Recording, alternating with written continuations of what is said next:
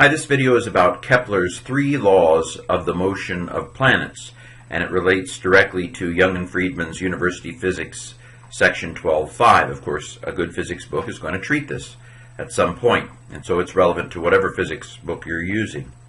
So Johannes Kepler lived in the early 1600s, and he is chiefly known for suggesting that the planets move around the Sun in elliptical orbits. So, a little more than 50 years before Kepler really got going, Nicolaus Copernicus had, of course, simplified the math significantly by suggesting that the planets moved around the Sun in circular orbits. Prior to that, astronomers had suggested that the planets moved around the Earth in very, very complicated orbits. They were trying to make the math come out right, and so they made it complicated and more complicated, with maybe the planets moving in epicycles, orbits and maybe epicycles of epicycles, and it just had gotten very, very complicated as they had tried to figure out how to make the math work in relation to what they were observing. Copernicus didn't necessarily come up with more precise answers than they did, but he came up with a much more simplified explanation, a much cleaner suggestion. But the math still wasn't quite right, and that basically remained for Johannes Kepler when he came up with his 3 laws of motion. And, of course, the first one is, Kepler's first law, is that each planet moves around the Sun in an elliptical orbit with the Sun at one focus of the ellipse. Suddenly all the math came together, and we had a theory that was both simpler and more accurate than anything that had come before. This is an ellipse. An ellipse is an elongated, or if you would, an eccentric circle.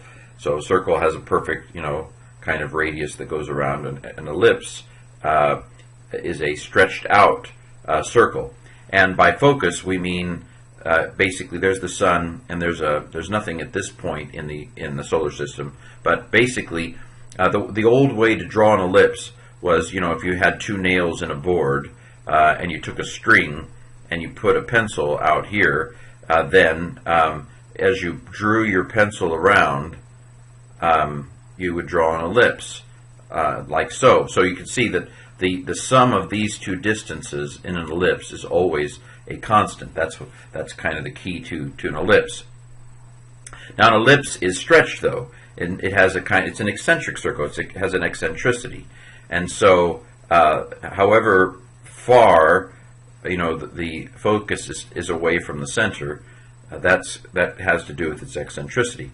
So if you take the long side of an ellipse, we call that the major axis.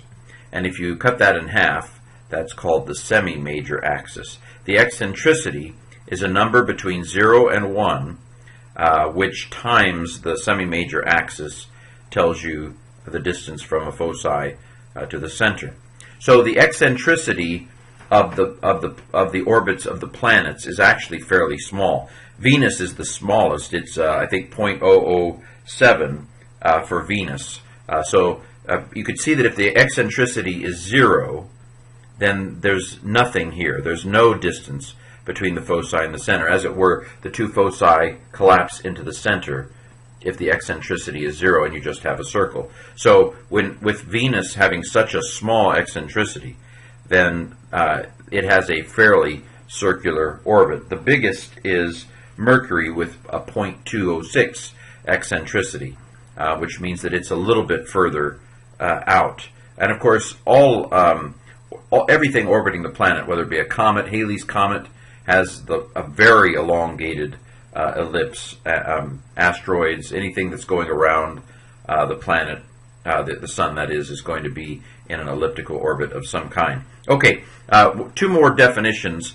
The perihelion is the point at which a planet is closest to the Sun, and the aphelion is the point at which a planet is furthest away from the Sun. So there you have some terms, but basically Kepler's first law is that each planet moves in an elliptical orbit with the Sun at one focus of the ellipse, and like I said, there's nothing at the other focus of the planetary elliptical orbits.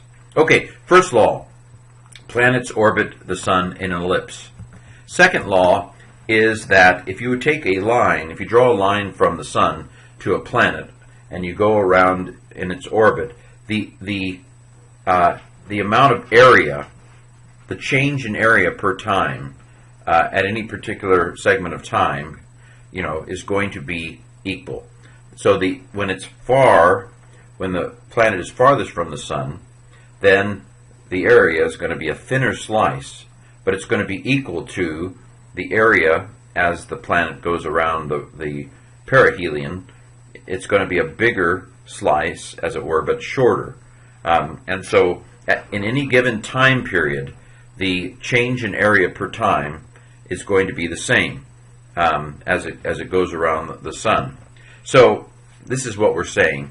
dA dt, the change in area per time, is going to equal to the angular momentum. Okay, let me step back and say that there is a lot of math, or a little bit of math, in this section of Young and Freedman as they explain why this is the case.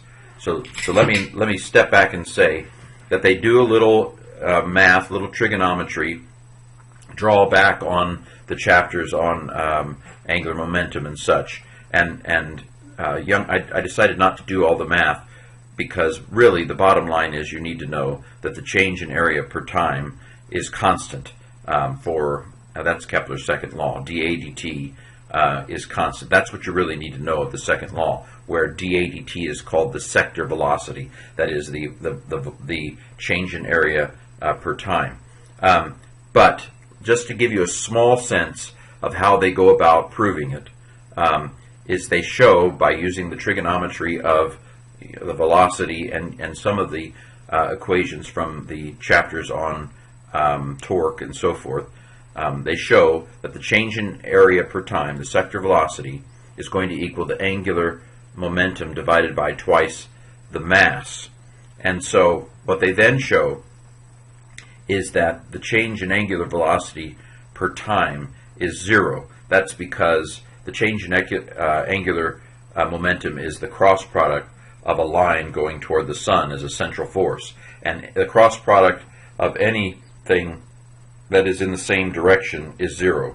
And so, again, you don't need to understand all this, although maybe you have a professor that wants you to know all this derivation. But the bottom line is that because the change in angular momentum is zero, L over 2m is a constant. And so if L over 2m is a constant, then the change in area per time is a constant, and thus we've demonstrated Kepler's second law, that a line from the sun to a given planet sweeps out, covers an equal area in an equal amount of time. And we know that because dA dt is a constant amount for any particular planet. Okay, again, a little bit complicated math. If you can follow it along in the textbook, but the bottom line is that you need to know that the change in area per given time is going to be a constant, no matter where that orbit is in its path going around the sun. Okay, that brings us to Kepler's third law. And Kepler's third law is that the periods of the planet are proportional to the 3/2 powers of the major axis lengths of their orbits. The period of a planet is, of course, how long it takes a planet, or could be an asteroid, although I guess asteroids, but anyway. So the period is how long it takes it to make a complete cycle.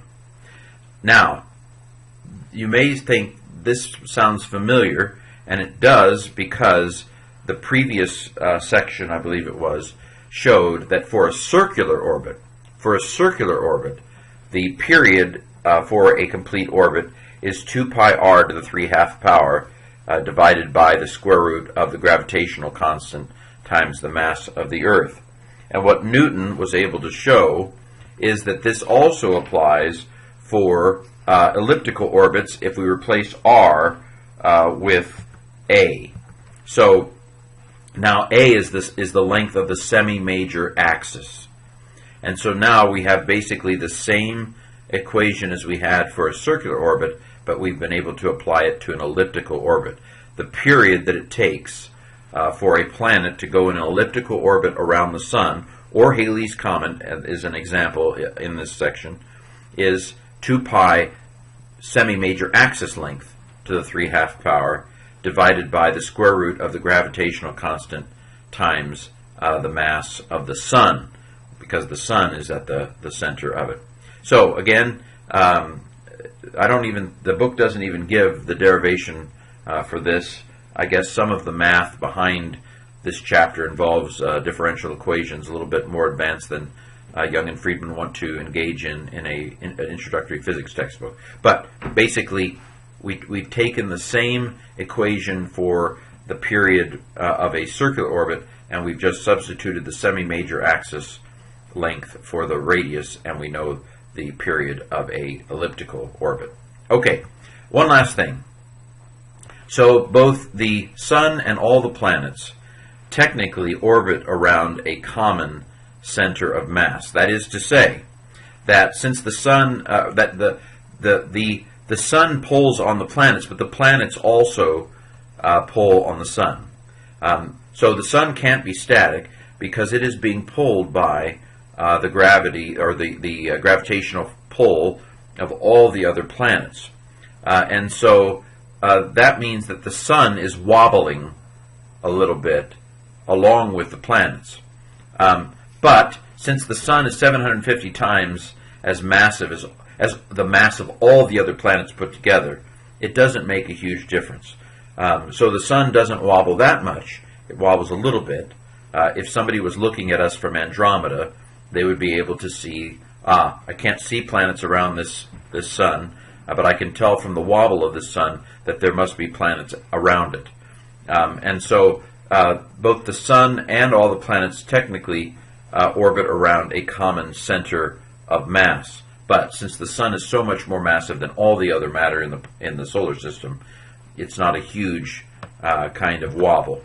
But astronomers have determined that more than 100 other stars that we've observed have planets because they're wobbling like this. And of course, the way that we know that there's a black hole at the center of the Milky Way galaxy. We know that there's a black hole at the center of our galaxy, the Milky Way galaxy, because there are stars that are in orbit wobbling around the black hole. Well, okay, that's probably irrelevant, isn't it? Well, okay, well, thank you. This has been Kepler's 3 Laws.